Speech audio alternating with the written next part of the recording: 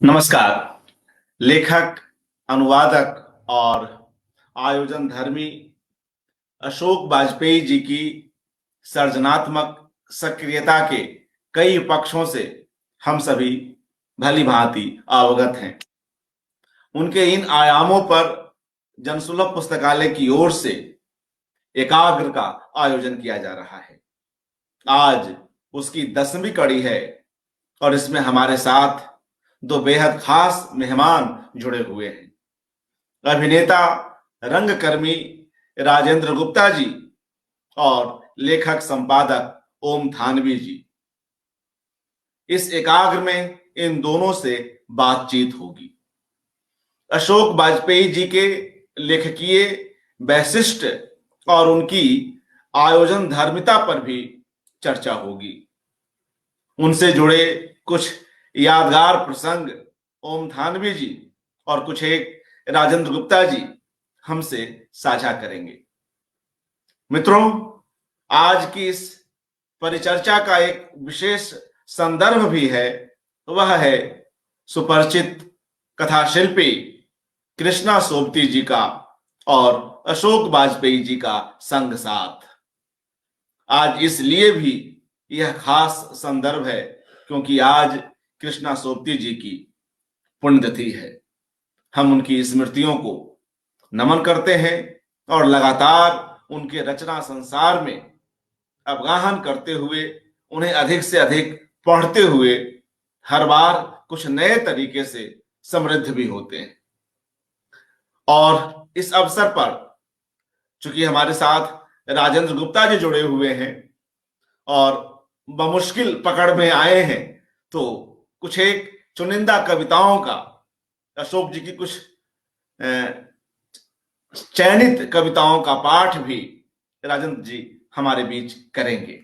तो आइए मित्रों, सर्वप्रथम हम अपने वक्ताओं को स्क्रीन पर लेते हैं, उनका स्वागत करते हैं। जी, ओम थानवी जी, राजेंद्र गुप्ता जी, नमस्कार, हार्दिक स्वागत। नमस्कार नमस्कार नमस्कार। और शुरुआत राजेंद्र जी से ही करना चाहूंगा। वे बिल्कुल अपने आरंभिक दिनों में कृष्णा सोबती जी को पढ़ते रहे हैं और उनके एक उपन्यास सूरजमुखी अंधेरे के उसके इंप्रेशन से, उसके पाठ के इंप्रेशन से आज भी कहीं ना कहीं प्रभावित हैं। तो शुरुआत वहीं से करते हैं राजेंद्र जी, और फिर अशोक जी से जो आपकी भेंट मुलाकातें हैं उस पर आएंगे, और फिर आपकी ओर से उनकी कुछ कविताओं का पाठ भी सुनेंगे।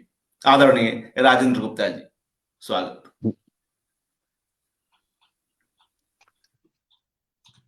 मैं एनएसडी में स्टूडेंट था जिस समय मैंने उनका उपन्यास सूरजमुखी अंधेरे के पढ़ा था, और इमीडिएटली जैसे ही वो आया था उपन्यास काफी चर्चित हुआ था, और हमारे एक लेखक पोएट मित्र ने मुझे कहा कि आप वो पढ़िए, जिस तरह के आपकी रुचि है आपको वो अच्छा लगेगा। तो मैंने पढ़ा, वाकई मुझे लगा अपने समय के हिसाब से बहुत आगे और एकदम जिसको कहना चाहिए बहुत बोल्ड सब्जेक्ट, बहुत बिंदास तरीके से लिखा गया था। बहुत अच्छा लगा। फिर मैंने उनके एक दो और उपन्यास बाद में पढ़े, मित्रों मरजानी, यारों के यार, ये तीन, मुझे बादलों के घेरे शायद एक और था उस समय। तो ये 4-5 नॉट मैंने उनके उपन्यास पढ़े। कभी उस पर काम मैं नहीं कर पाया, वो अलग बात है, बट मुझे हमेशा से उसके बाद ज्यादा नहीं पढ़ा उनको, लेकिन वो मुझे जरूर याद है अच्छी तरह से, क्योंकि वो एकदम से एक नए अंदाज का एक लेखन हमारे सामने आया था, और जिसने बहुत प्रभावित किया था और सोचने पर मजबूर किया था कि किस तरह का काम हो रहा है उन दिनों। जी, बस उसके अलावा मेरी कुछ बहुत ज्यादा उनके साथ कभी मुलाकात नहीं हुई और ज्यादा इस बारे में। जी जी, और अब जो अशोक वाजपेयी जी की आज हम लोग आयोजन धर्मिता पर भी बात कर रहे हैं, और वे लगातार भारत भवन से काफी पहले से सक्रिय रहे हैं, कुछ एक कार्यक्रमों में, भोपाल के कुछ एक कार्यक्रमों में आपका भी जाना हुआ है, तो उसे थोड़ा याद करें, उन दिनों को हमारे साथ साझा करें राजेंद्र जी। नहीं, वो तो अपने आप में एक तरह का आप समझ लीजिए, मुझे लगता है एक अशोक जी ने एक आंदोलन सा चलाया था, स्पेशली नाटक के क्षेत्र के उस परिदृश्य से मैं उसको अगर याद करूं तो मध्य प्रदेश में, भोपाल में, उज्जैन में, कई जगह जो भी नाट्य मतलब प्रयोग हुए हैं, उनमें अशोक जी का बहुत बड़ा हाथ रहा है। मैं एनएसडी से पास ही किया था, शायद एक आध साल हुआ था। एक फ्रीलांस डायरेक्टर के तौर पर मैं दिल्ली रहा था, जब मेरे सामने ये प्रस्ताव आया था। नेमी चंद्र जैन जी, जो मेरे प्राध्यापक रहे थे नेशनल स्कूल ऑफ ड्रामा में, उन्होंने कहा तुम जाओ उज्जैन में के लिए एक नाटक डायरेक्ट करो, अंधा युग। मैं बहुत बहुत मुझे लगा, मुझे बहुत आदर भी दिया जा रहा है, बहुत मैं डरा हुआ भी था। अरे इतना बड़ा नाटक, इस कदर चर्चित और इतना अच्छा महाकाव्य, उसको मुझे, और मैं बिल्कुल अभी पास ही किया था, यंग एकदम। तो दोनों तरह की मेरे मन में वो विरोधाभास एक चल रहा था, एक डर और एक उत्साह, दोनों मिलकर एक दूसरे लड़ रहे थे। मगर मैंने कहा ठीक है, मैं जाऊंगा। जैसे कि यंग एज में होता ही है कि आप हमेशा चैलेंज स्वीकार करते हैं, डरते डरते हुए भी। और वो आयोजन बेसिकली अशोक जी का ही था। कला परिषद से उज्जैन में ये नाटक या ये वर्कशॉप आयोजित करने के लिए कहा, और सारा जो फंड्स भी मध्य परिषद भोपाल से वो आए थे, तो मैं वहां पर वो नाटक किया। तो जाहिर है उसके अंदर सबसे ज्यादा योगदान तो, फिर उसके बाद एक बार और वहां पर, जब तक भोपाल में वो बन गया था रंगमंडल, ये बात 84 की है शायद, और उससे पहली वाली बात जो बताई मैंने 74 की है शायद। तो मुझे कारण जी वहां पर डायरेक्टर थे, उन्होंने मुझे बुलाया। तो वो भी हम लोग सब जानते ही थे कि भारत भवन जो है, पूरा का पूरा जो विचार था, जो एक तरह से वो पूरा कंसीव जिस तरह से किया गया था, पूरे कलाओं को, वहां पर पेंटिंग्स का काम भी होता था और नाट्य कला भी थी, और ये सब अशोक जी के संरक्षण में कहिए, उनके उनकी हिम्मत, उनकी मेहनत, एक तरह से कला राजधानी जो बना दिया था उन्होंने, उसको आज भी है। भोपाल में जितनी एक्टिविटीज सांस्कृतिक कार्यों की होती है, पूरे देश में आज भी कभी नहीं होती। और उसके उसके डेफिनेटली मूल जड़ में सबसे बड़ी प्रेरणा और सबसे बड़ा जो एक तरह से उन्होंने हाथ अपना रखा, वो सारा अशोक वाजपेयी को उसका श्रेय जाता है। अशोक जी से बहुत ज्यादा मेरे इंटरेक्शन नहीं हुआ कभी। मैं थोड़ा वैसे भी बड़ा संकोची स्वभाव का था उस समय तक। मगर एक और दूसरा हमारा था कि मेरी क्लास फेलो थी एनएसडी में, कीर्ति जैन, जो बाद में डायरेक्टर भी रही। अशोक जी उनके जीजा जी थे, तो वो हमारा एक थोड़ा सा पर्सनल पारिवारिक सा रिश्ता भी था। फिर भी बहुत कभी इनफॉर्मल हमारी बातचीत वगैरह कभी ज्यादा नहीं हो पाई। तो बस मेरा इतना ही है। मगर उन्होंने जो काम किए वो सारी दुनिया के सामने है, मैं उस पर क्या बात करूंगा। और सांस्कृतिक क्षेत्र में तो उनका योगदान मतलब ऐतिहासिक है, शायद सबसे बड़ा है सांस्कृतिक योगदान अगर किसी का है, एक व्यक्ति का, तो अशोक वाजपेयी है, इसमें तो कोई शक ही नहीं है कोई। तो ये है। जी जी, शुक्रिया मित्रों। राजेंद्र गुप्ता जी मुंबई में है, और वहां कुछ संकुल, एक बड़ी आबादी है और तमाम तरह की चीजें हैं। तो इंटरनेट को लेकर एक संशय बना हुआ है, कहीं ना कहीं एक एप्रीहेंशन है। तो हम पहले राजेंद्र जी को ही सुन रहे हैं कि कहीं वह कोई बाधा ना आ जाए, यह सोचकर। तो आज के इस अवसर पर राजेंद्र गुप्ता जी ने कुछ एक कविताओं का चयन किया है। हमें खुशी है कि राजेंद्र जी आज इस अवसर पर उन कविताओं का पाठ कर रहे हैं। जी स्वागत राजेंद्र जी। जी, पहली कविता जो मैं अशोक जी की पढ़ रहा हूं उसका शीर्षक है विश्वास करना चाहता हूं। विश्वास करना चाहता हूं कि जब प्रेम में अपनी पराजय पर कविता के निपट एकांत में विलाप करता हूं तो किसी वृक्ष पर नए उगे किस्लयों में सिरहन होती है। मैं विश्वास करना चाहता हूं कि जब प्रेम में अपनी पराजय पर कविता के निपट एकांत में विलाप करता हूं तो किसी वृक्ष पर नए उगे किस्लयों में सिरहन होती है। बुरा लगता है किसी चिड़िया को दृश्य का फिर भी इतना हरापन। किसी नक्षत्र की गति पल भर को धीमी पड़ती है अंतरिक्ष में। पृथ्वी की किसी अदृश्य शिरा में बह रहा लावा थोड़ा बुझता है और सदियों के पार फैले पुरखे एक दूसरे को ढाढ़स बंधाते हैं। देवताओं के आंसू असमय हुई वर्षा में झरते हैं।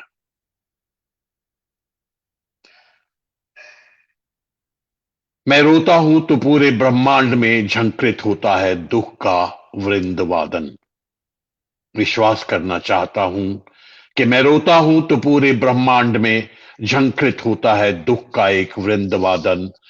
पराजय और दुख में मुझे अकेला नहीं छोड़ देता संसार। विश्वास करना चाहता हूं। दुख घिरता है ऐसे जैसे वही अब देह हो जिसमें रहना और मरना है। विश्वास करना चाहता हूं दुख घिरता है ऐसे जैसे वही अब देह हो जिसमें रहना और मरना है और होने का वही असली रंग है जो अब जाकर उभरा है। मैं विश्वास करना चाहता हूं जब मैं विषाद के लंबे पथरीले गलियारे में डगमग कहीं जाने का रास्ता खोज रहा होता हूं तो जो रोशनी आगे दिखती है दुख की है और जिस झरोके से कोई हाथ आगे जाने की दिशा बताता है वो दुख का है। मैं विश्वास करना चाहता हूं कि जिस घर में पहुंचकर जिसके औसारे में सुस्ता कर आगे चलने की हिम्मत बंधेगी वो दुख का ठिकाना है। मैं विश्वास करना चाहता हूं कि जैसे खिलखिलाहट का दूसरा नाम बच्चे और फूल है या उम्मीद का दूसरा नाम कविता है वैसे ही प्रेम का दूसरा नाम दुख है। धन्यवाद।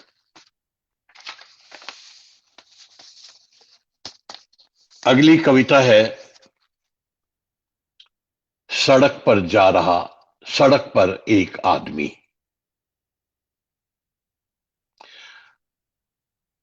अशोक वाजपेयी जी लिखते हैं कि वो जा रहा है सड़क पर एक आदमी अपनी जेब से निकालकर बीड़ी सुलगाता हुआ धूप में। वो जा रहा है सड़क पर एक आदमी अपनी जेब से निकालकर बीड़ी सुलगाता हुआ धूप में। इतिहास के अंधेरे चिड़ियों के शोर पेड़ों में बिखरे हरेपन से बेखबर वो आदमी जा रहा है सड़क पर। और बिजली के तारों पर बैठे पक्षी उसे देखते हैं या नहीं कहना मुश्किल है। हालांकि हवा उसकी बीड़ी के धुएं को उड़ाकर ले जा रही है जहां भी वो ले जा सकती है। वो आदमी सड़क पर जा रहा है अपनी जिंदगी का सुख दुख लिए और ऐसे जैसे कि उसके ऐसे जाने पर किसी को फर्क नहीं पड़ता। वो आदमी सड़क पर जा रहा है अपनी जिंदगी का सुख दुख लिए, और ऐसे जैसे को फर्क नहीं पड़ता और कोई नहीं देखता उसे, ना देवता, ना आकाश, और ना ही संसार की चिंता करने वाले लोग। कोई नहीं देखता उसे। वो आदमी जा रहा है जैसे शब्दकोश से एक शब्द जा रहा है लोप की ओर। वो आदमी जा रहा है जैसे शब्दकोश से एक शब्द जा रहा है लोप की ओर। धन्यवाद।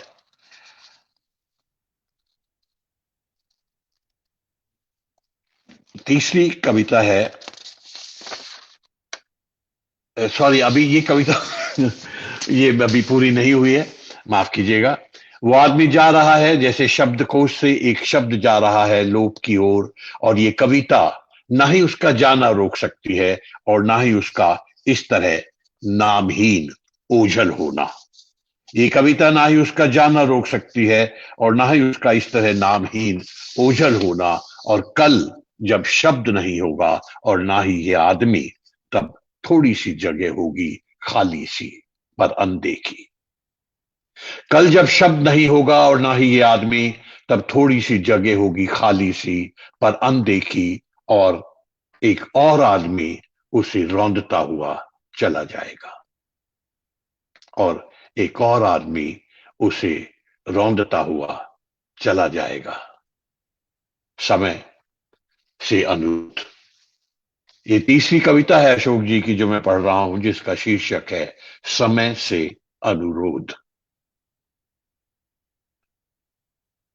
समय मुझे सिखाओ।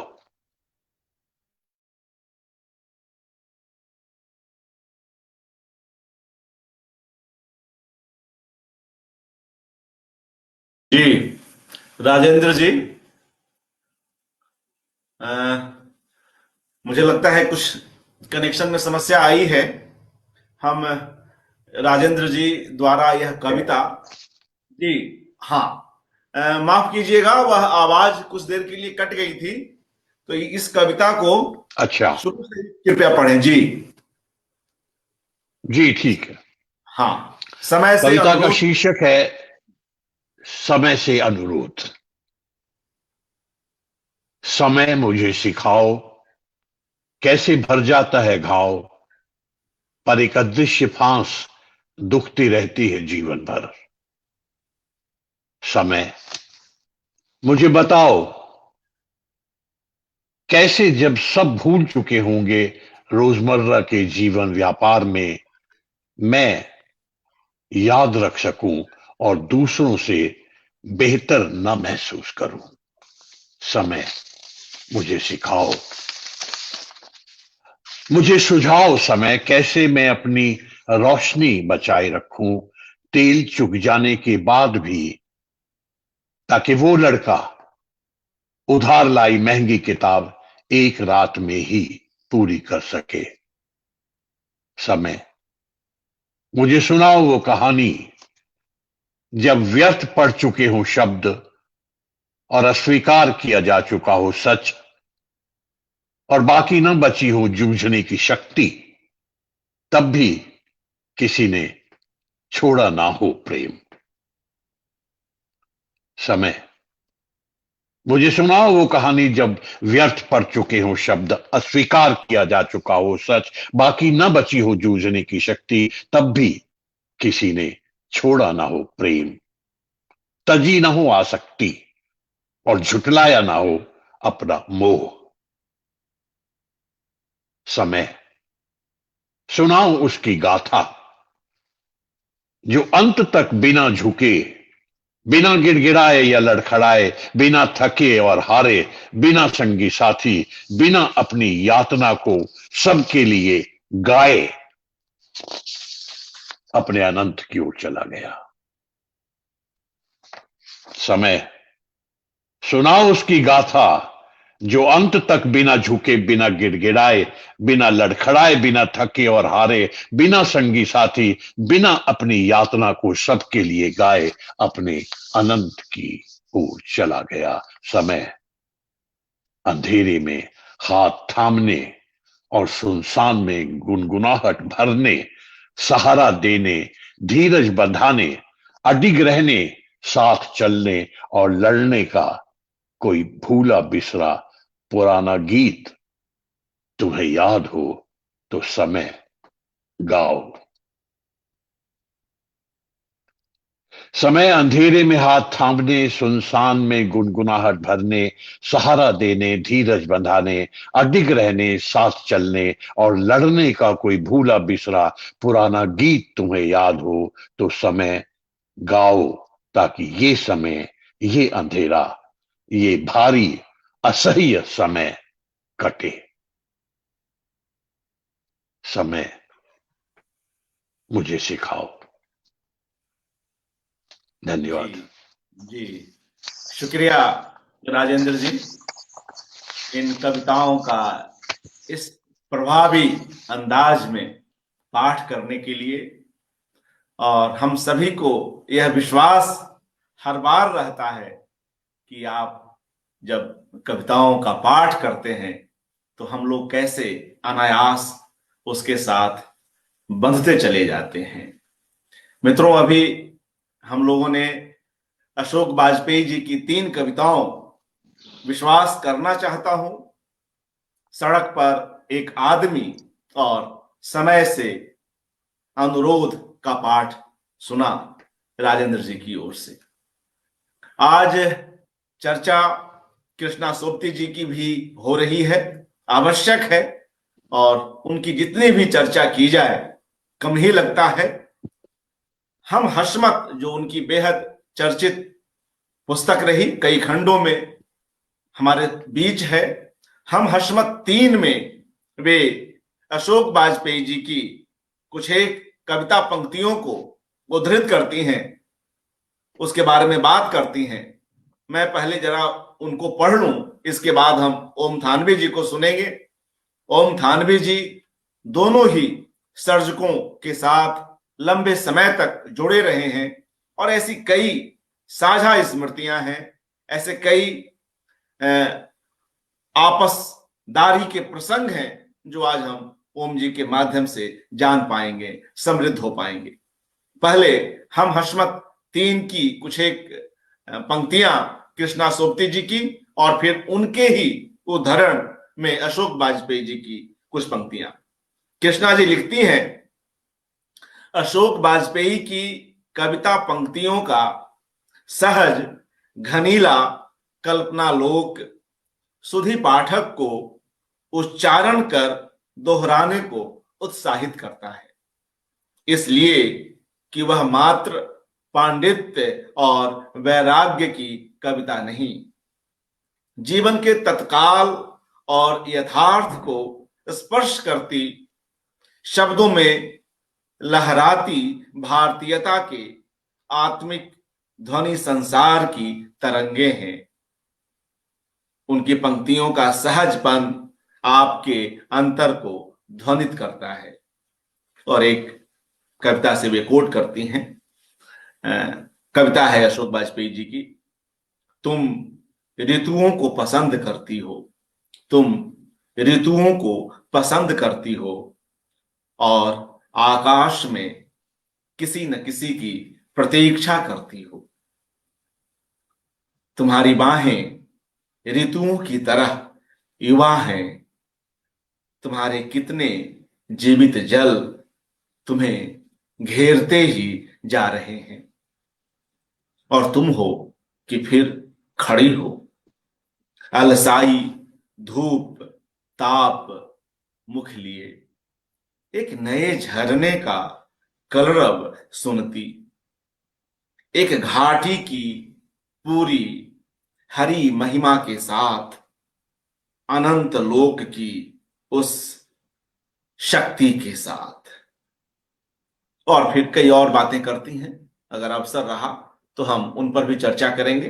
हम अब सीधे ओम थानवी जी की ओर चलते हैं, उनसे अनुरोध करते हैं कि इस जुगलबंदी पर अपनी बात रखें। आदरणीय ओम थानवी जी, स्वागत। धन्यवाद अर्पण जी। एक तो बहुत ही अच्छा पाठ राजेंद्र जी की आवाज में सुनने को मिला। राजेंद्र जी के अभिनय में ही नहीं, उनके काव्य पाठ में भी जान है, और अभिनय की तरह कविता का पाठ नहीं करते हैं, इसलिए मैंने अलग से कहा कि उनके काव्य पाठ में जान है। आज होना तो यही चाहिए था कि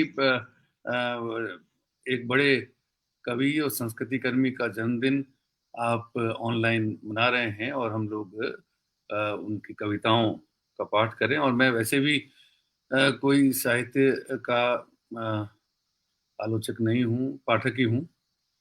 मैं भी कुछ कविताएं पढ़ना चाहता था, अगर एक आध अवसर हुआ तो मैं पढ़ना चाहूँगा। लेकिन एक तो सबसे पहले अशोक वाजपेयी जी को जन्मदिन की बधाई दी जानी चाहिए। उनके जन्मदिन के मौके पर 82 साल के हुए तो दिल्ली में आयोजन हुआ था, अनूठा आयोजन था, मैं उसमें शामिल हुआ। और अनूठा इस अर्थ में मैंने कहा कि उसमें अशोक जी पर बात नहीं थी, उनके जो सरोकार हैं, जो हम सबके सरोकार हैं, स्त्रियों की जो स्थिति है उसको लेके, जो आज का हाल है, जो न्याय को लेकर के, या बल्कि कहना चाहिए कि अन्याय का जो पस मंजर है, उन पर जानकार लोगों ने अपनी बात की। और उसके बाद में चर्चा वर्चा, एक अनौपचारिक चर्चा जो अशोक जी हमेशा पसंद करते हैं, क्योंकि जितनी बात मंच से होती है, मंच के नीचे उतरने के बाद लोग आपस में जो बात करते हैं वो काफी महत्वपूर्ण बात होती है। तो उस रोज बड़ा अच्छा आयोजन दिल्ली में रहा। हर साल लगभग इस तरह का अवसर वहाँ पे मिलता रहा। अब तो मैं दिल्ली में कम रहता हूँ, जयपुर ज़्यादा रहता हूँ, लेकिन मैं ये हमेशा मैंने देखा कि अशोक जी का जन्मदिन अपने आप में एक ऐसा अनुष्ठान, एक ऐसी परंपरा बन गया जिसमें सामयिक मुद्दों पर चर्चा होती रहती है। तो अशोक जी 82 साल के हुए, उनको बधाई। और कृष्णा जी की पुण्यतिथि है, और कृष्णा जी और अशोक जी दोनों का जो साथ रहा, और उसके बाद में एक जो न्यास बना। अशोक जी के बारे में हम जानते हैं कि सिर्फ रचनाकार नहीं है, संस्कृति उत्सव धर्मी हैं, और संस्कृति कर्मी के रूप में उनकी बड़ी पहचान है। एक आयोजक के रूप में, आयोजनकर्ता के रूप में संस्थाएं खड़ी करते गए हैं, और वो संस्थाएं सक्रिय भी रही हमेशा, चाहे भारत भवन हो, रजा न्यास हो, और कृष्णा सोबती जी की स्मृति में भी न्यास बना। उसमें मैं भी शरीक हुआ जब उसकी कल्पना हुई, क्योंकि कृष्णा जी ने 1 करोड़ रुपया दिया अपनी ओर से। ऐसा लेखकों में आमतौर पे ऐसा देखने में नहीं आता है। हमको याद पड़ता है कि जब ज्ञानपीठ अज्ञे को मिला था, तो अज्ञे जी ने जो राशि ज्ञानपीठ सम्मान की थी उसको स्वीकार नहीं किया था, ये कहते थे कि मैं कविता पैसा कमाने के लिए नहीं लिखता हूँ, और ये जो कविता के लिए पैसा मिला है, तो इस पैसे को इसी शर्त पे स्वीकार कर सकता हूँ कि इतना ही पैसा मैं अपनी जेब से भी लगाऊं, और कोई एक ऐसा संस्थान बने जो साहित्य के लिए कुछ करे। तो वत्सल निधि की स्थापना इस रूप में हुई। कृष्णा सोबती शिवनाथ न्यास जो है वो भी इसी रूप में स्थापित हुआ। अब बात हमको करनी चाहिए एक तो अशोक जी और कृष्णा जी के सरोकारों की, क्योंकि मैंने कहा कि साहित्य का मैं व्यक्ति नहीं, सिर्फ पाठक हूँ। हाँ, ये जरूर मैं मानता हूँ, और बहुत से लोग मानते होंगे कि अशोक जी का जितना दाय जितना उनका योगदान साहित्य को है, करीब 65 साल से लिख रहे हैं, और 25 किताबें तो उनकी कविता और आलोचना की ही हैं। फिर उन्होंने और भी विधाओं में लिखा है, संस्मरण बहुत लिखे हैं, और पत्राचार में भी मेरा ये भी मानना चाहिए कि अब इस दौर में जब हम लोग काफी समय मोबाइल पर जाया करते हैं, अशोक जी चिट्ठियां लिखते रहे हैं। उन चिट्ठियों का संकलन जो एक रचनावली उनकी लिखी हुई की चीजें लिखी चीजें जो संकलित हुई हैं, उसमें कुछ चिट्ठियां हैं, पर मेरा मानना यह है कि बहुत सारी चिट्ठियां बाद में धीमे धीमे सामने आएंगी। बहुत अच्छे लंबे पत्र लिखते रहे हैं और वो भी अपने आप में एक विधा मानी जानी चाहिए।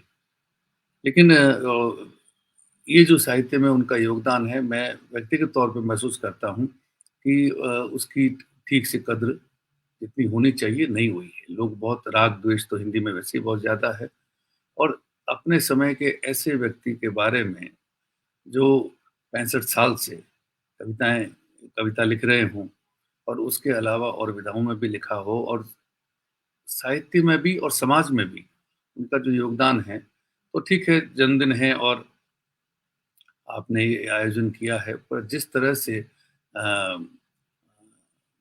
अपनी विभूतियों को मान देना चाहिए, मेरे ख्याल में अशोक जी को उतना सम्मान उस रूप में नहीं दिया गया है, इतना कि वो उनका हक बनता है।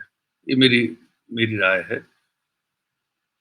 जो मैंने कहा कि साहित्य में उनका योगदान और समाज में भी उनका योगदान। समाज में जब मैं योगदान की बात करता हूँ, तो सिर्फ ये आशय मेरा नहीं है कि उन्होंने भारत भवन की स्थापना की है और संस्थाएं, अकादमियाँ वगैरह मध्य प्रदेश में स्थापित की।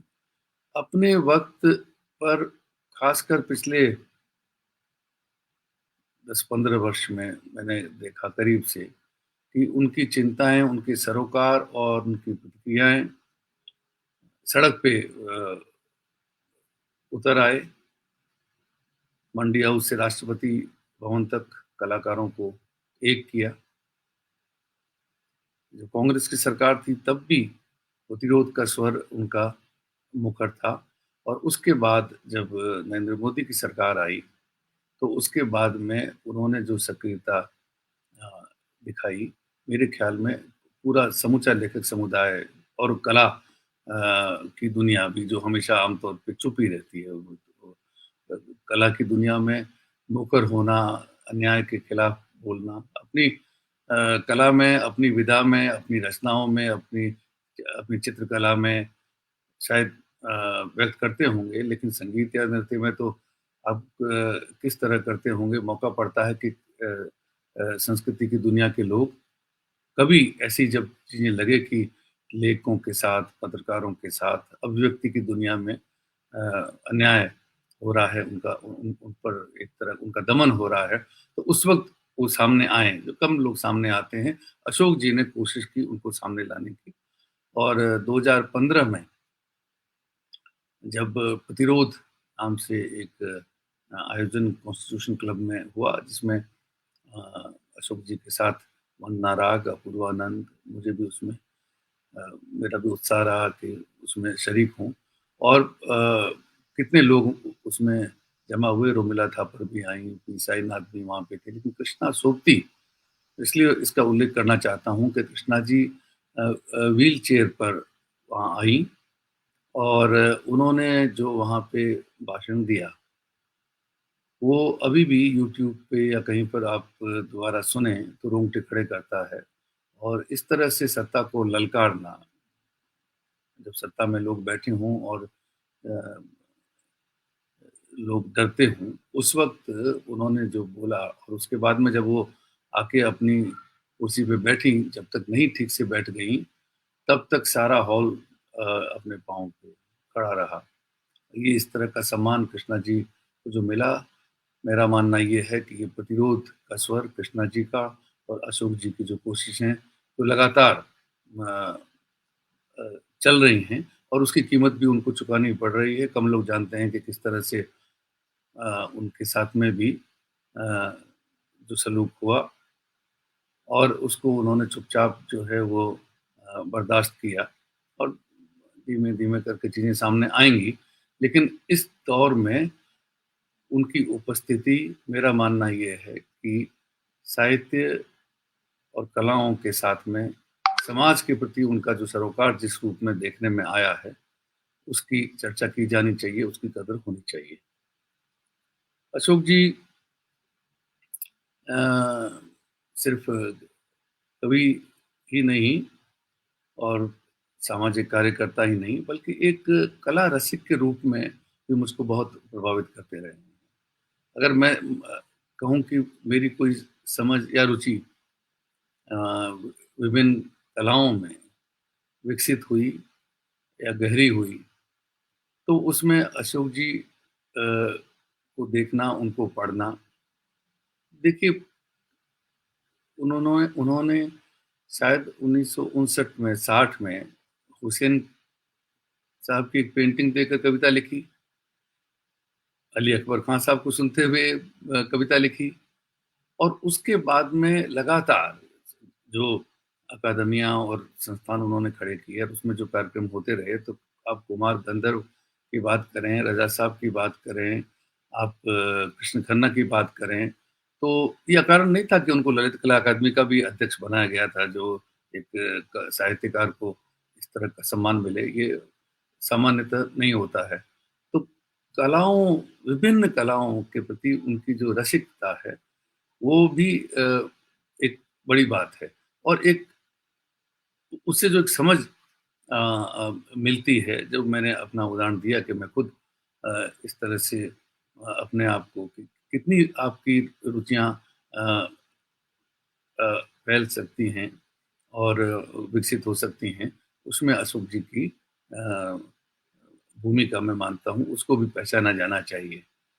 मैंने कहा आपको कि कविता, उनकी कविताएं जो हैं, तो उसका मुझे मैं पाठ करना चाहता हूँ, ज़्यादा तो नहीं, लेकिन एक तो मैं ये कहना चाह रहा था कि मैं उनकी कविताओं के बारे में, ये मेरी निजी राय है, मैंने बार-बार मैं कहता हूँ कि साहित्यिक का आलोचक भी नहीं और उसमें मेरा दखल भी नहीं, लेकिन एक पाठक के रूप में मैंने उनको एक तो प्रेम के कवि के रूप में एक बड़ी शिद्दत के साथ में पाया कि मतलब प्रेम को और बगैर किसी संकोच के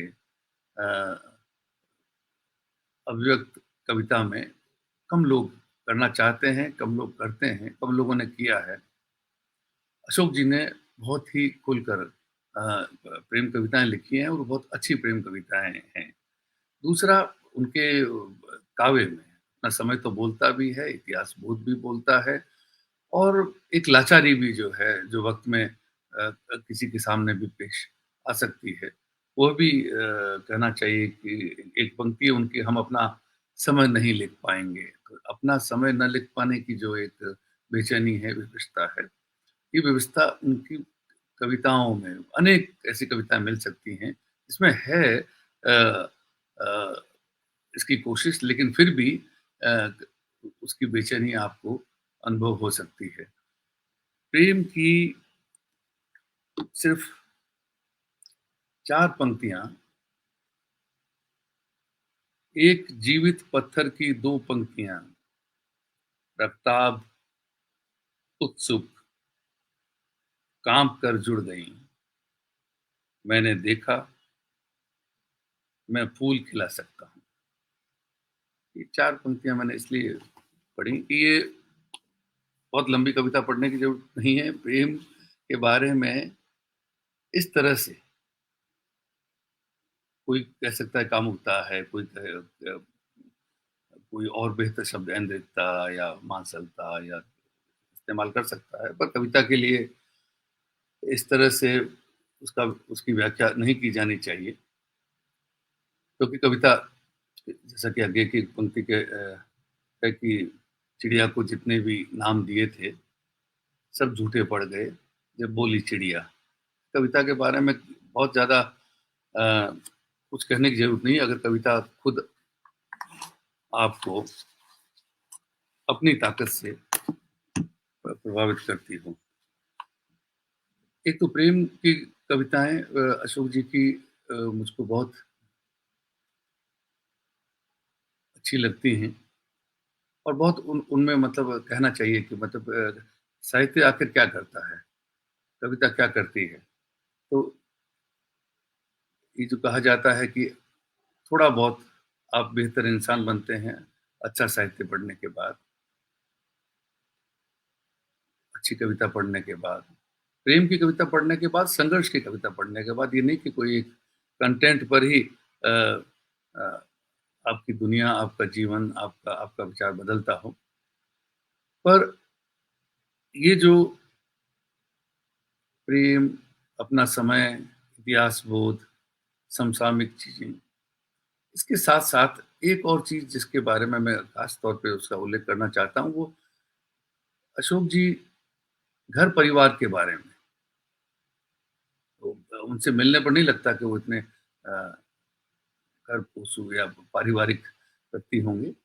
परिवार की बात भी वो बहुत कम करते हैं। इस दौर में जब लोग अपने ही रिश्तेदारों की बात करते रहते हैं, आगे बढ़ाने का काम भी करते हैं, उनको मैंने ऐसा नहीं देखा। लेकिन उनकी कविताओं में जैसे उनकी कविता है आसन्न प्रसवा माँ के लिए, बहुत पुरानी कविता है। पोते के लिए कविता उन्होंने लिखी। उनकी कविता में पिता, उनकी कविता में पुरखे बार बार आते हैं। ये जो एक परिवार का जो दायरा है और कैसे आपके व्यक्तित्व में, आपके बनने में आपके परिवार की भी भूमिका है, जो कि अंततः एक समाज का ही एक समाज की एक इकाई मानना चाहिए। उनकी जो एक दूसरी कविता मैं पढ़ना चाहता हूँ और राजेंद्र जी से माफी चाहता हूँ कि मैं बेसुरे अंदाज में कविताएं पढ़ रहा हूँ आपके इतने अच्छे पाठ के बाद, लेकिन फिर भी एक उनकी कविता है अपने नवजात पोते के लिए एक स्वागत गीत। इस कविता को मैंने जब मैं भी दादा हुआ, मेरा पोता हुआ, तो मैंने इस कविता को फेसबुक पर साझा किया था। दिल्ली में धुंध बढ़ने के थोड़ा पहले, घबराहट भरी उत्सुक प्रतीक्षा के धुंधलके में, जब हम कुछ थके हारे थे, हालांकि सुबह की ठंड में धूप खिली थी, तब वह आया। तब जब मैं सोच रहा था कि वह आएगी, शोर भरी अस्पताल की गंदी फूहड़ दुनिया में रोने की एक आवाज, जैसे ईश्वर ने हल्के से आवाज देकर अपना द्वार एक बार फिर खोला। एक नक्षत्र ने कहा कि चलो फिर पृथ्वी से धूल धक्कड़ में, समय के कीचड़ में, होने न होने की मिट्टी में सना खेला जाए। छोटे भाई रज्जन ने कहा कि पूछ तो लो, कहीं दीदिया या काका ही तो वापस नहीं आ गए हैं। मुश्किल था सोचना कि आसपास देवता और पूर्वज मंडरा रहे होंगे, लेकिन यह तय था कि उनके आशीर पुष्पों की रंग बिरंगी जगमगाहट हवा में थी। फिर एक रुदन, फिर एक किलकारी, फिर एक आहट, फिर एक शब्द, फिर एक नाम, फिर एक संख्या, फिर एक शुभारंभ। संसार का सबसे बड़ा अचरज, सारे आकाश और समय को लपेटे हुए, सारी द्युतियों को नन्ही मुट्ठी में दबाए हुए, एक घरेलू गठरी में पुराने कपड़ों की तिनके तिनके में एक और तिनका, कविता के अंतरिक्ष में एक और शब्द, यज्ञ में संविदा देने को एक और हाथ। उसके लिए हमने तैयारी की थी, कमरा, कपड़े और अन्य सामग्री जुटाई थी, लेकिन हमारे पास थी अपनी दागदार चादर, मैली कुचली दुनिया, पाप पुण्य और हजार चीजों के अटाले से घरा भरा घर, भीड़ भरा गंधाता सरकारी अस्पताल, अधेड़ लेकिन जिद पर अड़ी बेतरतीब सी हो गई जिंदगी। फिर भी इस सब में संभावना थी, जगह थी एक जन्म के लिए। वृक्षों को आई होगी कंपकंपी, वनस्पतियों में हुई होगी कुलबुलाहट और उनकी शिराओं में तेजी से दौड़ा होगा रसायन। पक्षियों ने बुना होगा तीलियों और चिंदियों से कहीं एक घोंसला, शब्दों ने अपने मौन में आतुर पुकारा होगा। खिलौनों की दुकान में एक भालू ने एक कुत्ते को बगल में ठेल कर देखा होगा कि उधर से कौन आ रहा है। देवताओं ने अपनी आरती में थोड़ा सा घी और डाला होगा ताकि उस समय वह तेज और निष्कंप हो। एक बहुत पुराने पुरखे ने कहा होगा दूसरों से कि जरा सीधे बैठें ताकि उन्हें वह साफ साफ दिख सके और वे कह सकें कि वो किस पर गया है।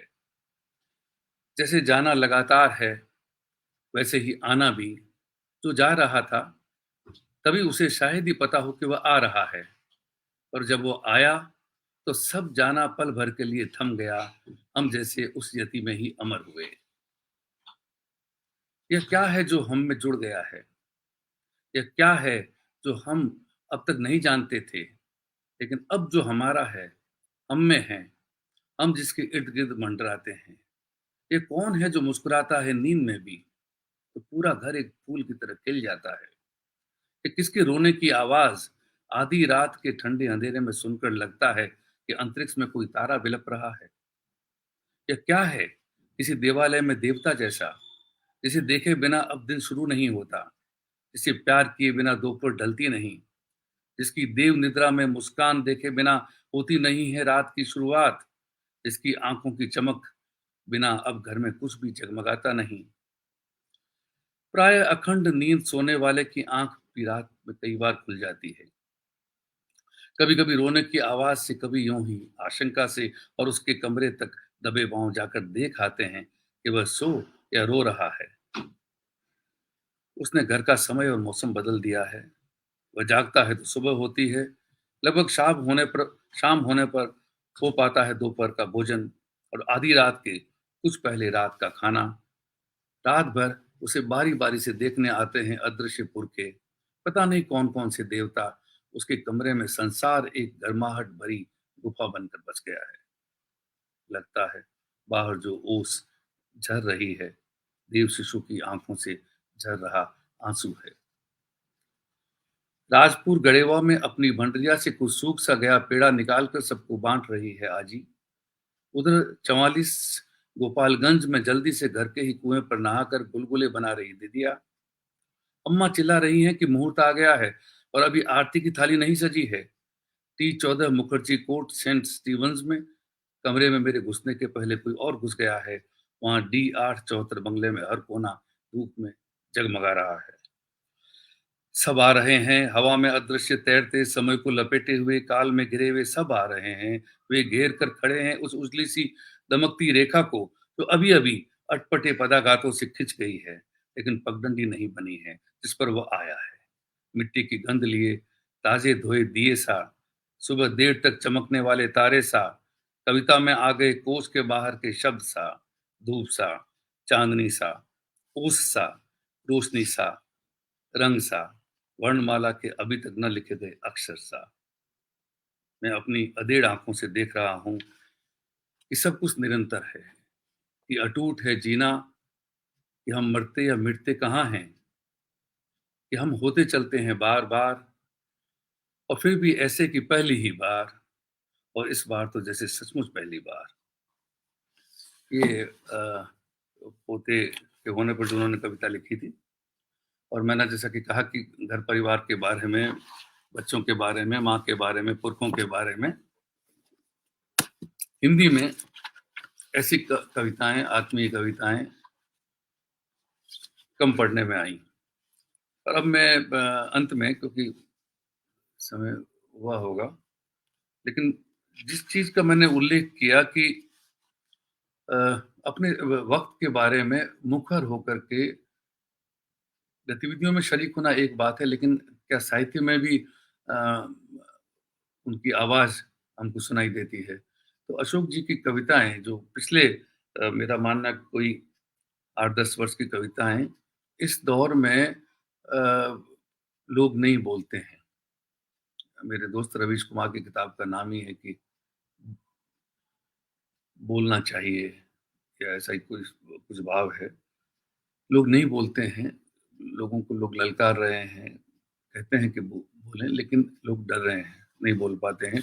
और साहित्य में जरूर नहीं कि हर साहित्यकार, हर कवि अपनी कविता में इस तरह से प्रतिरोध का स्वर उसमें मुखर हो, लेकिन फिर भी इस चीज को अगर कोई साहस के साथ में लिखता है तो उस पर ध्यान जाता है, और कम से कम एक तसल्ली होती है कि साहित्य में भी इस किस्म की एक जागरूकता ऐसे अंधेरे दौर में भी बनी हुई थी।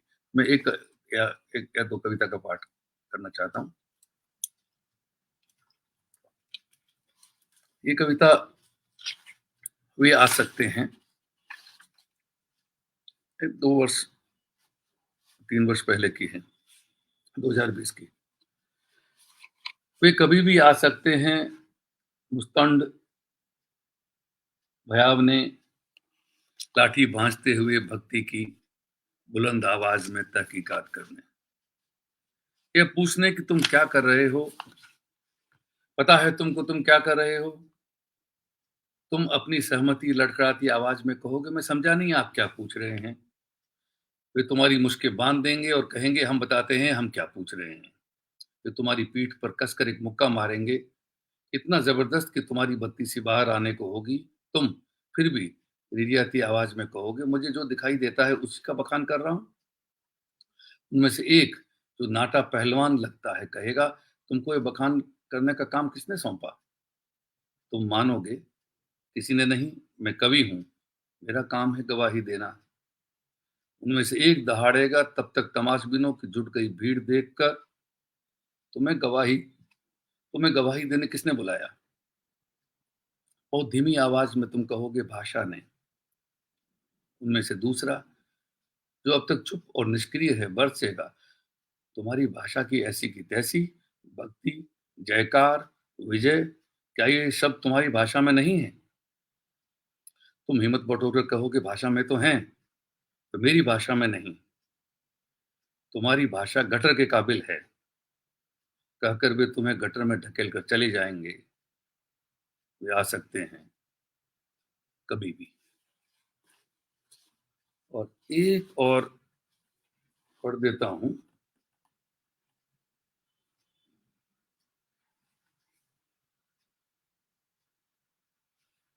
गवाही का समय। हम कटघरे में खड़े रह जाएंगे, सब लोग जा चुके होंगे, फैसला सुनाया जा चुका होगा, गवाही का समय बीत चुका होगा। हमें याद नहीं आएंगे बहुत सारे ब्यौरे उस वारदात के जो हमारी आंखों के सामने हुई। हमें डर लगता रहा कि कहीं उन्हें पता न चल जाए कि हमें पता है क्या हुआ था। हमने यह तक कोशिश की कि हम भूल जाएं। हमें शक बना रहा कि हो सकता है हमने ठीक ठीक न देखा हो। यह भी पता चल गया तो जैसे वो निरपराध मारा गया, वैसे हम भी मारे जाएंगे। फैसला हो चुका है, सबूत के अभाव में सब बरी किए जा चुके हैं, और हमारी गवाही अब किसी काम की नहीं रही। अपने पर अब और शक हो रहा है। क्या हम चश्मदीद गवाह नहीं, कातिलों में शामिल थे? अजब वक्त आ गया है कि सच सच गवाही का कोई असर नहीं पड़ता, और हम अपनी कायरता से, चुप्पी से भी सुरक्षित नहीं रह पाते। समय बीतता है, कविता में थोड़ी देर हिलकता है, असमंजस बना रहता है, गवाही कहीं न दी जाकर मिटती जाती है। तो इसके साथ ही मैं सोचता हूँ कि एक बार फिर अशोक जी को उनके जन्मदिन की बधाई दें, और कृष्णा जी का भी स्मरण हम लोग कर रहे हैं। दोनों प्रतिरोध के सशक्त स्वर मैं मानता हूँ, और मानवीय मानवीयता जो है उनके साहित्य में, उनके बर्ताव में, उनके व्यवहार में जो मैंने देखी, करुणा, कृष्णा जी के भी मुझको करीब अ, जाने का मौका मिला। और करुणा की जो बात मैंने कही, जब वो 93 साल की थी, राम कुमार जी हिंदी के उत्तम कथाकार और महान पेंटर, चित्रकार नहीं रहे थे, और बहुत थोड़े लोग निगम बोध घाट दिल्ली पर पहुंच पाए थे। और उस वक्त व्हील चेयर पर बैठी हुई कृष्णा जी वहाँ पहुंच गई, और गगन गिल भी वहाँ थी, कल्पना साहनी, विष्णु साहनी की बेटी, वो भी वहाँ पर थी। तो कृष्णा जी को देखकर 93 साल की महिला वहाँ पे पहुंची। ये अभी बरबस मुझको ख्याल आता है, जब करुणा की और मानवीयता की और आत्मीयता की बात हम करते हैं, उसकी प्रतिमूर्ति कृष्णा जी थी। हालांकि उनके साथ में भी ठीक ठीक न्याय हो पाया हो, इसको भरोसे के साथ में नहीं कहा जा सकता है। उनको ज्ञानपीठ जीवन की अंतिम घड़ियों में मिला, उनको घोष। उसके बाद में जब उनको मिला तो वो तो लेने गई भी नहीं थी, और उन्होंने कहा किसी युवतर लेखक को दिया जाता तो बेहतर होता। और उनकी जो भाषा, जिंदगी नामा महान उपन्यास उनका है, तो मरजानी, उसमें जिस भाषा का प्रयोग उन्होंने किया, उसकी भी लोग खिल्ली उड़ाते थे। एक बार अमृतलाल नागर ने भी उनको जो कहा, उनको अच्छा नहीं लगा था। और उनको इस बात की हमेशा टीस उनमें रहती थी कि रेणु की भाषा को तो आंचलिक कह करके स्वीकार किया गया, लेकिन कृष्णा जी जो हैं उनमें, उनकी भाषा में पंजाबी की छाया आती है वगैरह कह करके एक तरह से तिरस्कार की कोशिश की गई। इसके बावजूद कृष्णा जी हम सब लोग मानते हैं कि हिंदी की महान कथाकार थी, हमारे बीच थी और मुखर मुखर थी, प्रतिरोध के स्वर उनके जो हैं ऐसे दौर में जब ज़्यादातर लोग चुप रहते हैं, वो बोलती थी। मुझे जनसत्ता का संपादन करते हुए उनको पहले पन्ने पर छापने का मौका मिला। उन्होंने जब नरेंद्र मोदी सत्ता में आए, तो उस वक़्त उन्होंने एक लेख लिखा था। वो लेख भी हमने, अगर मुझको मिला, क्योंकि मैं अभी टटोलने की कोशिश कर रहा था, अगर वो यहाँ पे है तो मैं उसकी 2-4 पंक्तियाँ, तो इसलिए महत्वपूर्ण हैं क्योंकि हम लोग अपने वक़्त के बड़े साहित्यकारों के लेखन के साथ उनके सरोकार, उनकी बात कर रहे हैं। मुझे मिल गया।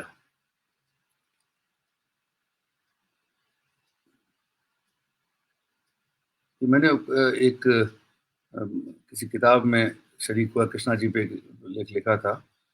उसका क्योंकि मैंने मेल पर भेजा था, तो मुझे आसानी से तलाश करने में दिक्कत नहीं हुई। और मैंने लिखा था उसमें कि वे किसी राजनीतिक विचारधारा की अनुयायी नहीं थीं, किसी लेखक संघ की खेमेबाजी से भी नहीं जुड़ी रहीं, अपनी विचारधारा को मानवीय भर बताती थीं। इसके बावजूद राजनीतिक स्तर पर वे बहुत जागरूक थीं। सांप्रदायिकता और असहिष्णुता से गहरे आहत होती थीं, हर गतिविधि पर प्रतिक्रिया व्यक्त करती थीं। मेरे आग्रह पर जनसत्ता में 3-4 लेख भी लिखे जो पहले पन्ने पर छपे। देश की दुर्दशा पर राष्ट्रपति के नाम लिखी उनकी सार्वजनिक पाती काफी चर्चित हुई थी। जब नरेंद्र मोदी अच्छे दिनों का भुलावा देकर सत्ता में आए, कृष्णा जी का फोन आया कि जनसत्ता के लिए एक लेख लिखा है। मोदी शैली की राजनीति देश के लिए खतरे की घंटी है। मुझे लगा कि कोई स्टैंड लेना चाहिए। उनका वह 2 टूक लेख, जिसका शीर्षक था देश जो अयोध्या है और फैजाबाद भी, जनसत्ता में छपा था। उन्होंने उसमें लिखा, किसी भी छोटी बड़ी राजनीतिक पार्टी द्वारा धार्मिक सांप्रदायिक संकीर्णता का प्रचार करना भारत की धर्मनिरपेक्ष नीति के विरुद्ध अपराध माना जाना चाहिए। हमारा देश सदियों से समावेश और सामंजस्य का पर्याय रहा है। धार्मिक पक्षधरता के साये में राष्ट्र के एकत्व से छेड़छाड़ करना गंभीर मसला है। यह भारत देश किसी राजनीतिक विचारधारा के मंसूबों के नीचे न किसी एक धर्म का है, न किसी जाति का है। वह अयोध्या है तो फैजाबाद भी है, यहाँ सांची है तो सिकंदराबाद भी है, बनारस है और मुगलसराय भी है, भुवनेश्वर और अहमदाबाद भी, हरिद्वार है, अलीगढ़ भी, रामपुर है, डलहौजी भी, इंद्रप्रस्थ है और गाजियाबाद भी, पटियाला और मैक्लोडगंज भी, गुरुकुल कांगड़ी है, देवबंद भी, प्रयागराज और अजमेर शरीफ भी। सदियों सदियों से ये भारतीय संज्ञाएं इस महादेश की शिराओं में बहती हैं, इतिहास के पन्नों में स्थित हैं। ऐसे में हिंदुत्व का गौरव गान इन्हें भला क्यों कर बदल पाएगा। ये एक अंश है, लंबा लेख था। तो कृष्णा जी को भी जो है हम लोग अपना स्मृति नमन निवेदित करते हैं। और अब मैं यहीं पे अपनी बात पूरी करता हूँ। जी शुक्रिया ओम जी, इस बेहद सुचिंतित वक्तव्य के लिए और दोनों ही रचनाकारों को लेकर दिए गए इस उद्बोधन के लिए। मित्रों, कृष्णा सोपती जी की कुछ एक पुस्तकों की चर्चा ओम जी ने की और राजेंद्र गुप्ता जी ने भी की, और हम सभी जानते हैं कि हम हशमत कैसा एक चुटीला गद्य है और कई शख्सियतों पर उसमें कृष्णा जी लिखती हैं। हम हशमत में कई जगहों पर अशोक वाजपेयी जी की चर्चा है, खास तौर से हम हशमत 2 और 3 में उन पर पूरा अध्याय कृष्णा सोपती लिखती हैं। हम हशमत 3 का एक हिस्सा मैं इस अवसर पर चाहता हूं कि उसे यहां पर रखा जाए, तो उसे पढ़ना चाहता हूं। हम हशमत 3 में जो सजीली महफिल के नाम से वे अशोक वाजपेयी जी को याद करते हुए लिखती हैं, उसका एक हिस्सा शुरू में पढ़ा था। समय पर भी चर्चा हुई और समय को लेकर अशोक वाजपेयी जी की लिखी कविता को भी हमने आज सुना। तो इस अध्याय में कृष्णा सोबती क्या लिखती हैं वे सुन लेते हैं, और इसके बाद ओम जी के सौजन्य से हमारे पास कुछ बेहद खास चित्र हैं, जिनमें अशोक वाजपेयी जी भी हैं, कृष्णा सोबती जी भी हैं, ओम जी भी हैं, इनका परिवार भी है, तो उसे भी देखेंगे और उन पर ओम थानवी जी की टिप्पणी भी लेंगे। पहले यह अंश हम हशमत से। धूप में हम समय की पहचान करते हैं, पर धूप समय के आर पार फैल जाती है। लेखक समाज और समय के रुझानों को प्रत्यक्ष करता है। अशोक वाजपेयी ने लेखक समाज की अस्मिता और गरिमा को भरसक सरकारी चौखटे में ऐसे संयोजित किया जैसे एक स्वतंत्र राष्ट्र में लेखक बिरादरी को होना चाहिए। और अभी हमने सुना भी अपने आलेख में, जो जनसत्ता के पहले पृष्ठ पर आया, कितने मुखर ढंग से कृष्णा जी लिखती हैं और कई कई जगहों पर विभिन्न कार्यक्रमों में किस बिंदास तरीके से वे अपनी बात रखती हैं, खनकती हुई आवाज में, और उसी आत्मविश्वास के साथ और उसी हस्तक्षेपकारी स्वर को लिए हुए। इस लेख में वे आगे लिखती हैं, एक लेखक, प्रशासनीय अधिकारी और सजग नागरिक के हस्ताक्षरित तत्वों ने भारत भवन जैसे संस्थान को कलाओं से संपन्न और संपोषित किया। हिंदी की विभिन्न स्थानीयताओं को साथ लेते हुए समग्रता में अशोक की अपनी रचनात्मक भाषा का टेक्सचर नए पुराने को साथ साथ लेकर चलता है। यह तथ्य उनकी पूर्वग्रही कलावादी दृष्टि और आलोचकीय आस्थाओं और सिद्धांतों के बावजूद कहा जा सकता है। और फिर आगे भी बड़े कई बार उस जिस नम्रता की हम अपेक्षा करते हैं बड़े लेखकों से, उसकी मिसाल देते हुए कृष्णा जी आगे लिखती हैं, आपको कहीं गलतफहमी न हो, शायद आपके सामने यह कहना जरूरी है कि हम न विद्वान हैं, न शिक्षक, न आलोचक, न संपादक, न रिव्यूअर, न विभागाध्यक्ष। हम दशकों दशकों के आर पार हिंदी के ऊर्जावान लेखन के मात्र पाठक रहे हैं। अपने पाठकीय अधिकार के बल पर आपके सामने कुछ कह सकने की जरूरत कर पा रहे हैं। गद्य लेखक के रूप में जब हम लगातार जीवन के खुरदुरे यथार्थ को प्रस्तुत करते रहे हों, तो कविता की सुघड़ सुघराई पंक्तियां अनायास आपको रिमझिम बौछार की सी लगती हैं। शब्दों की निथरी तरल पातें बरसती रिमझिम झरकती बूंदकियों सी आत्मा को ठंडक पहुंचाती हैं।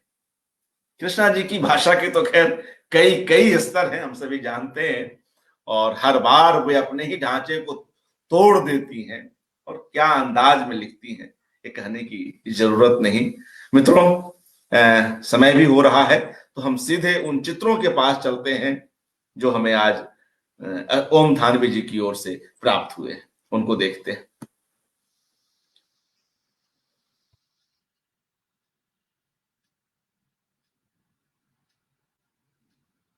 जी ओम जी, कुछ कहेंगे तो अच्छा लगेगा जी। ये कृष्णा जी के घर की तस्वीर है, उनके बेडरूम की, और बीमार थी अशोक वाजपेयी जी और मनीष पुष्कले पीछे खड़े हैं। हम लोग उनसे मिलने गए थे और हमने सोचा कि एक तस्वीर उनके साथ में हो। तो कृष्णा जी का एक बड़ा वो रहता था, यूँ तो बहुत आधुनिक स्वभाव की महिला थी, और 90 की जब हो गई थी, 90 पार चली गई थी, मुझे याद है कि वो उस वक्त भी अपने घर आए मेहमान को वो कोनियाक ऑफर करती थी और उनके साथ खुद भी बैठ जाती थी, बातें करती थी। तो उनकी आधुनिकता जो है उसके बारे में तो कोई संदेह किसी को नहीं है।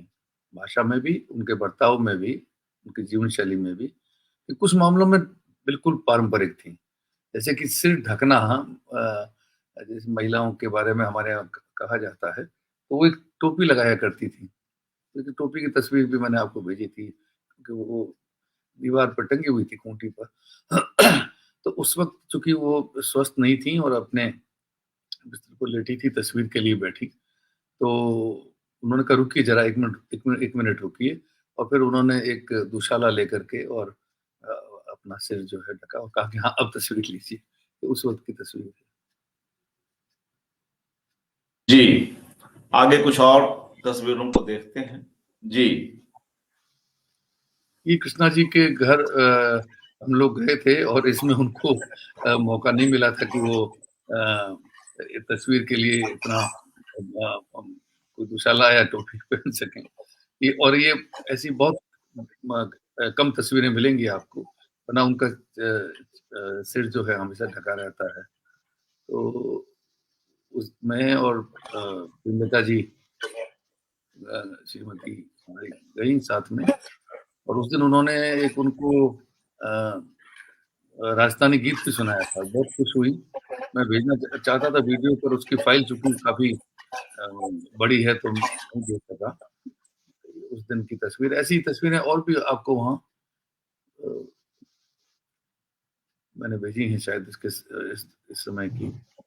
मेरे जी ख्याल में तस्वीर आ गई थी, और उसमें उनकी जो मुद्राएं हैं, हाथ की मुद्राएं, वो मतलब पता चलता है कि कितनी बातचीत में उस इस उम्र में, यानी मेरी तो माँ से ज्यादा उम्र की थी, तो इस उम्र में इतना सक्रिय रहना और इनके हाव भाव सारे, उससे लगता था कि कितना ही वो जागरूक हैं। अस्पताल की भी कुछ तस्वीरें शायद मैंने आपको भेजी थी जब वो अस्पताल जी में थे। जी, कुछ एक ही निकाल पाया इस अवसर पर। जी इसमें देखिए उन्होंने बाद में हाँ हाँ। टोपी जो मैंने कहा कि वो फोटो में सिर जो है वो ढका रहे, ये उनकी कोशिश रहती थी। जी, आगे कुछ और चित्रों को देखते हैं। जी, जिसकी बात अभी ओम थानवी जी कर रहे थे, विभिन्न मुद्राओं की और हाथों की जो अपनी जो भाषा है उसकी। जी ओम जी। ये प्रेमलता जी को गाने के लिए उकसा रही हैं कि कुछ सुना दीजिए। और वो और वाह, उस दिन प्रेमलता जी का जन्मदिन था। तो अरे वाह, वो अरे बहुत वाह। कुछ। और एक और है कि कृष्णा जी को उपहार देने का बहुत शौक था। जी मेरे हाँ। पास अ, 2 स्वेटर हैं जो उन्होंने भेजे। किताबें भी भेजती थीं बड़े-बड़े अक्षरों में लिख कर। पर वो ऐसी ज़िंदा-दिली बहुत कम लोगों में देखने को मिलती है। मैंने जो एक किताब छोटी-सी लिखी मोहनजोदड़ो, उसकी समीक्षा उन्होंने लिखी और साहित्य अकादमी की पत्रिका को लिख कर के भेज भी दिया। और फिर वाह। कहने लगे कि आपके बाकी जो लेख हैं उनको जल्दी से छिपवाइए और संस्मरण वगैरह। तो मैंने उनको पढ़ने के लिए भेजे, उन्होंने उसकी एक भूमिका भी लिख दी। और जी मेरा आलस्य रहता है, ना ऐसी कोई महत्वाकांक्षा रहती है कि चीज़ें छपती रहें लगातार। तो वो भूमिका लिखी पड़ी है, और अभी ये अशोक महेश्वरी हमारे दोस्त राजकमल के, उन्होंने कहा कि भई अब तो आप मुझे वो दे दीजिए, क्योंकि कृष्णा जी की भूमिका भी रखी हुई है और आपके छपे हुए लेख हैं उनको। तो अ बड़ा उनका स्नेह रहता था, और उस दिन प्रेमलता जी को उन्होंने गवा दिया कह कह के कि गाना पड़ेगा। वाह, और अच्छा होता कि हम लोग उस वीडियो को आज देख पाते, मगर खैर किसी और अवसर पर फिर हम कभी लोग उसे दिखलाएंगे और अच्छा लगेगा।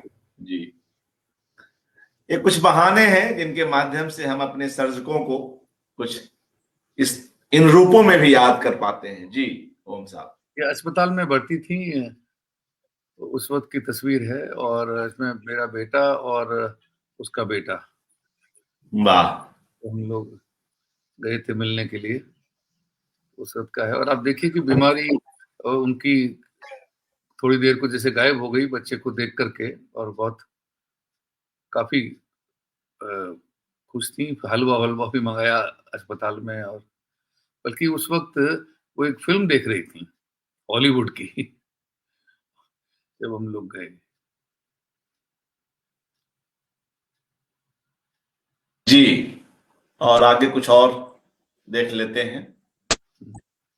ये हमने कुछ जो एक बड़े रचनाकार की जो सहजता है उसको दर्शाते हुए चित्र स्क्रीन पर, और यह एक बेहद खूबसूरत चित्र अशोक जी के साथ। जी, हमारे पौत्र के साथ। अरे वाह! इसके होने पर मैंने वो कविता जो आज सुनाई, वो मैंने जी हाँ, उद्धृत की थी सोशल मीडिया पर। जी जी। तो इसके साथ मित्रों, यह जो सेक्शन, यह जो खंड छायाचित्रों का रहा, यह भी हम यहीं पर रोकते हैं। और तमाम लोग आज इस कार्यक्रम के साथ जुड़े, उनमें से कुछ एक मित्रों के नाम ले लें।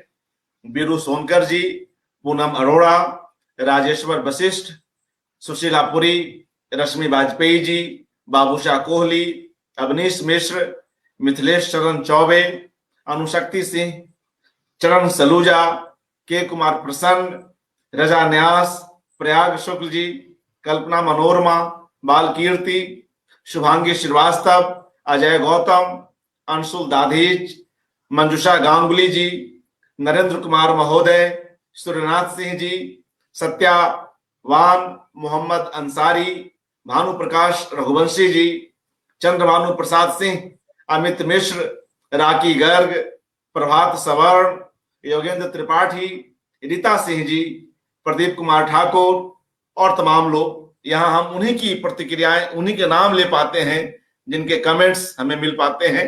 बाकी तमाम मित्रों का जो इस कार्यक्रम को देख रहे हैं, हार्दिक धन्यवाद।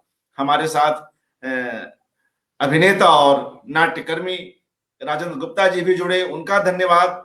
कुछ तकनीकी कारणों से वे वापस हमारे साथ नहीं जुड़ पाए, हालांकि वे एक दो बार कोशिश कर रहे थे, और बहुत ही व्यस्त समय में और कम समय के बीच ओम थानवी जी आए और इतनी सुंदर सार्थक चर्चा संभव हो सकी। ओम जी, शुक्रिया, धन्यवाद, और तमाम मित्रों का अभिनंदन। साथियों, अशोक वाजपेयी जी पर यह एकाग्र जारी है। अगली कड़ी में मिलते हैं। शुभ रात्रि, नमस्कार।